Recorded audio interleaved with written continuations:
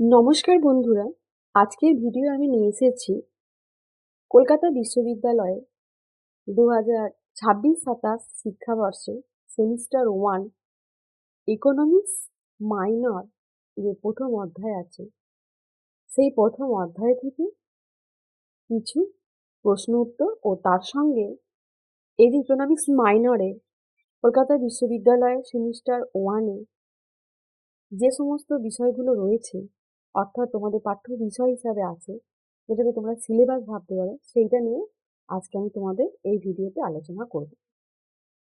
আমার ভিডিও শুরুর আগেই তোমাদের যেটা বলে রাখি সেটা হচ্ছে, তোমরা যারা আমার চ্যানেলে নতুন তারা অবশ্যই আমার চ্যানেলটা সাবস্ক্রাইব করো, আর তোমাদের বন্ধু বা জানাশোনা কারোর মধ্যে আমার চ্যানেলের লিঙ্কটা শেয়ার করে দিও। বুঝতেই পারছো একটা ভিডিও বানাতে কত পরিশ্রম করতে হয়। যদি ভিডিওটায় লাইক, সাবস্ক্রাইব, কমেন্ট এসব পাই, ভালো লাগে, ভিডিও বানাতেও ভালো লাগে, তাহলে চলো আজকে আমি আমার এই কলকাতা বিশ্ববিদ্যালয়ে 2026-27 শিক্ষাবর্ষে যে সমস্ত ছাত্রছাত্রী সেমিস্টার 1 লেভে অর্থাৎ ফার্স্ট ইয়ারে ভর্তি হয়েছে তাদের জন্য মাইনর ইকোনমিক্সের সিলেবাস ও তার কিছু প্রশ্ন উত্তর নিয়ে আলোচনা করি। একদম প্রথমে তোমাদের আছে অর্থনীতির বিষয়সমূহের অন্বেষণ। এই অধ্যায়টা থেকে তোমাদের অনেকগুলো উপ অধ্যায় আছে। আজকে আমি তোমাদের শুধু অধ্যায়গুলো আলোচনা করে দেবো, নেক্সট ভিডিও উপ অধ্যায়গুলো বলে দেবো। দ্বিতীয় যেটা আছে তোমাদের চাহিদা ও যোগান, বাজার কিভাবে কাজ করে, বাজার ও কল্যাণ, এইসব নিয়ে তোমাদের দ্বিতীয় অধ্যায়টা পড়তে হবে। এখানেও তোমাদের সেম ভাবে উপ অধ্যায় আছে। এরপর আমি তোমাদের 3 নম্বর অধ্যায় অর্থাৎ পরিবার ও গোষ্ঠী, এই পরিবার গোষ্ঠী থেকেও তোমাদের বিভিন্ন রকমের উপ অধ্যায় আছে। এগুলো কিন্তু এক একটা অধ্যায়ের নাম।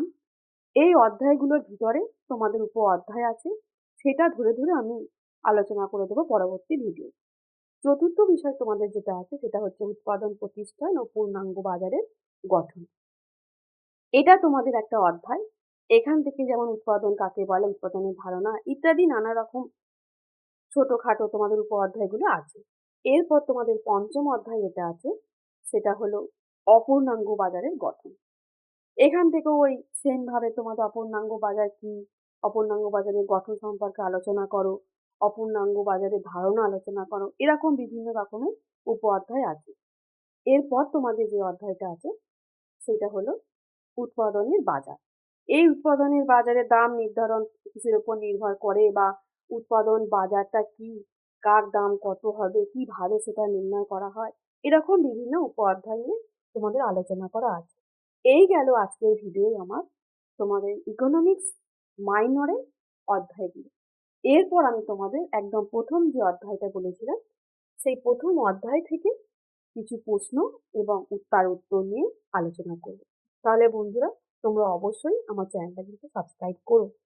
আমার চ্যানেলটা সাবস্ক্রাইব করবে এবং তোমাদের পরবর্তী যে সমস্ত বিষয়ে প্রশ্ন উত্তর জানার আছে, বা যদি কোনো প্রশ্ন থেকে থাকে সিলেবাস, নাম্বার বিভাজন, পরীক্ষা সংক্রান্ত, আমাকে অবশ্যই কমেন্ট করে জানিয়ে আমি চেষ্টা করব আমার সাধ্যমতো তোমাদের প্রশ্নের উত্তর দিতে। তাহলে চলো আজকে বেশি দেরি না করে আমি তোমাদের এই যে মাইনর ইকোনমিক্সের সেমিস্টার 1 কলকাতা বিশ্ববিদ্যালয়ের প্রথম অধ্যায় তা থেকে কিছু প্রশ্ন উত্তর নিয়ে আলোচনা করতে শুরু করি। প্রথম অধ্যায় দেখো, অর্থনীতি বিষয় সমূহের অন্বেষণ। এখানে আমরা পড়ব অর্থনীতি উপযোগিতা বা উপকরণ কি। তাহলে অর্থনীতি উপযোগিতা বা উপকরণ বলতে আমরা বোঝাবো না, মানুষের অভাব মোচনের জন্য যে জিনিসটা ব্যবহার করা হয় বা অভাব মোচনের ক্ষমতাকেই বলা হচ্ছে উপযোগিতা। এই উপযোগিতা 5 প্রকারের। স্বাভাবিক উপযোগিতা কি, প্রকৃতি থেকে যেগুলো উপযোগিতা সরাসরি পাওয়া যায়, যেমন ধরো সূর্যের আলো। এবার রূপগত উপযোগিতা কি না, কোনো বস্তুর এক রূপ থেকে অন্য রূপে পরিবর্তন হয়ে উপযোগী, যেমন হচ্ছে কাদামাটি থেকে মাটির পুতুল। এরপর দেখো স্থানগত উপযোগিতা, কোনো বস্তু এক স্থান থেকে অন্য স্থানে পাঠানোর ফলে যে উপযোগিতার সৃষ্টি হয়, যেমন কাশ্মীরে শাল এনে কলকাতায় পড়া। এবার সময়গত উপযোগিতা কি না, কোনো নির্দিষ্ট সময়ে যে উপযোগিতার সৃষ্টি করে মানুষের অভাব মেটানো হয় তাকে বলা হয় সময়গত উপযোগিতা, যেমন শীতকালের উলের পোশাক পরিচ্ছদ, বর্ষাকালের ছাতা, এগুলো। তাহলে এই গেল আমাদের উপযোগিতা কাকে বলে, বা উপযোগিতা যে 5টা শ্রেণীবিভাগ, সেই 5টা শ্রেণীবিভাগের প্রত্যেকটা আলোচনা কাকে বলে এবং তাদের প্রত্যেকটার একটা করে বা দুটো করে উদাহরণ। এরপর দেখো প্রয়োজনীয় অভাব কাকে বলে। যে সমস্ত অভাব পূরণ না হলে জীবনকাল সম্ভব নয় তাকেই বলে প্রয়োজনীয় অভাব। যেমন খাদ্য, বস্ত্র, বাসস্থান এগুলো। তোমরা বুঝতে পারছো এই সমস্ত জিনিসগুলো যদি আমাদের না থাকে তাহলে কি আমাদের জীবনকাল চলে? চলে না। সেই জন্য এগুলো প্রয়োজনীয় অভাব বলা হয়ে থাকে। এরপরে দেখো আমি তোমাদের যেটা নিয়ে আলোচনা করব সেটা হলো, তোমরা অবশ্যই ভিডিওটা প্রথম থেকে মন দিয়ে স্কিপ না করে শুনবে, তোমাদের কাজে লাগবে। এরপর দেখো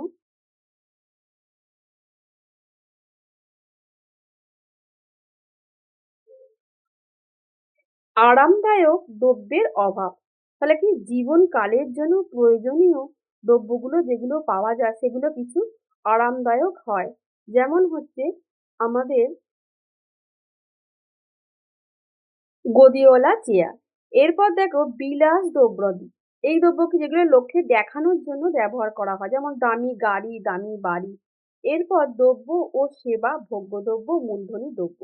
অর্থাৎ কি না, যা কিছু মানুষের অভাব মেটায় তাকেই বলা হয় দ্রব্য। অর্থনৈতিক দ্রব্য সাধারণত দু প্রকার হয়ে থাকে। এই দু প্রকার হলো, একটা বস্তুগত দ্রব্য, একটা অবস্তুগত দ্রব্য। বস্তুগত দ্রব্য মানে কি না, যেগুলো চোখে দেখা যায়, আর অবস্তুগত দ্রব্য মানে যেগুলো চোখে দেখা যায় না। যেমন শিক্ষাগতা, সুনাম, ব্যবসা বাণিজ্য। আর বস্তুগত যেমন পেন, খাতা, বই এগুলো। এরপর ভোগ্যদ্রব্য কাকে বলে, যে সমস্ত দ্রব্য সরাসরি মানুষের ভোগে ব্যবহার করা হয় তাকে বলা হয় ভোগ্যদ্রব্য। যেমন চাল, ডাল, নুন, আটা, আলু এসব। মূলধনী দ্রব্য কি না, যে সমস্ত দ্রব্য মানুষের সরাসরি ভোগে ব্যবহৃত না হয়ে অন্য উৎপাদনের কাজে ব্যবহার হয় তাদের মূলধনী দ্রব্য বলে। যেমন যন্ত্রপাতি, কাঁচা মাল ইত্যাদি। এরপর দেখো ভোগ ও ভোগকারী। দ্রব্যের মধ্যে যে উৎপাদনকারী থাকে ভোগের মাধ্যমে সেটা উপযোগিতা নষ্ট। সুতরাং দ্রব্যের উপযোগিতা নিঃশেষ হওয়াকেই বলা হয় ভোগ। তাহলে ভোগ জিনিসটা বুঝতে পারলে, দ্রব্যের উপযোগিতা যখন নষ্ট হয় তখন থেকে, অর্থাৎ দ্রব্যের উপযোগিতা যখন নিঃশেষ হয়ে যায় মানে শেষ হয়ে যায় তাকেই বলা হচ্ছে ভোগ। যে ব্যক্তি ভোগ করে তাকে বলে ভোগকারী।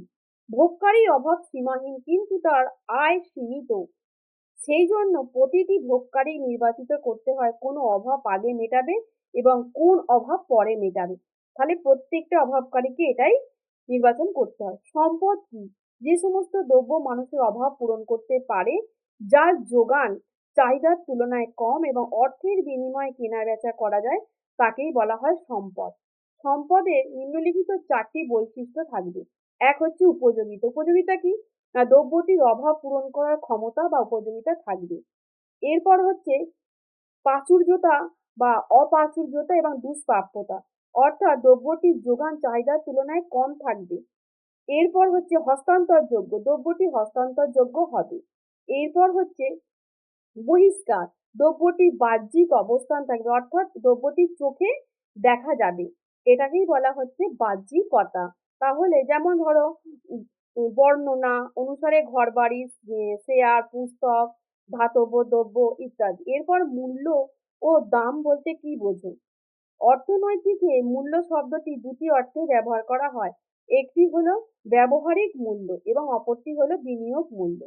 দ্রব্য ব্যবহার করে ব্যবহারকারীর উপর যে উপযোগিতা বা তৃপ্তি পায় তাকে বলা হয় ব্যবহারিক মূল্য। ব্যবহারিক মূল্য একটি ব্যক্তিগত মূল্য। এরপর দেখো দ্রব্যের বিনিময়ের মূল্য, অর্থাৎ দ্রব্য যে মূল্য কাকে বলে, কোনো দ্রব্যের এক এককের বিনিময়ে অন্য দ্রব্যকে যত একক পাওয়া যায় তাকে বিনিময় মূল্য বলে। এরপর দেখো সঞ্চয় কি। সঞ্চয় হলো ব্যক্তি ক্ষেত্রে তার থেকে ভোগ্য ব্যয় বাদ দিয়ে যে উদ্ভিদ থাকে তাকে সঞ্চয় বলে। অপরপক্ষে মানুষের সমাজে মোট আয় এবং সমাজ থেকে মোট যে ব্যয় করে তাকে বাদ দেওয়াকেই সঞ্চয় বলে।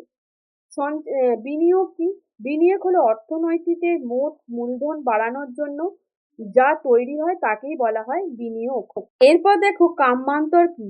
কাম্যান্তর হলো প্রতিটি না অর্থনীতির একটি গুরুত্বপূর্ণ মৌলিক ধারণা হলো কাম্যান্তর। অর্থনৈতিক এককগুলো নিজস্ব সীমাবদ্ধতার মধ্যে অবস্থান করে। নির্দিষ্ট উদ্দেশ্য পূরণ করার জন্য যে সমস্ত কাজ করে থাকে সেই স্তরে নির্দিষ্ট উদ্দেশ্য পূরণ সম্ভব হলেই সেই স্তরকে বলা হয় কাম্যতা। অর্থাৎ যে উদ্দেশ্যে তার কাজ করে সেই উদ্দেশ্য পূরণ হলে তাকে বলা হচ্ছে কাম্যতা।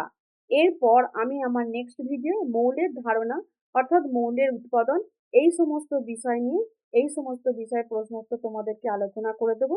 তোমাদের যাতে ভিডিওটা খুব কম সময়ের মধ্যে হয় তাই আমি উত্তরগুলো খুব তাড়াতাড়ি বলার চেষ্টা করেছি। বুঝতে না পারলে আমাকে কমেন্ট করে জানিও। আজকে এই পর্যন্তই। ধন্যবাদ।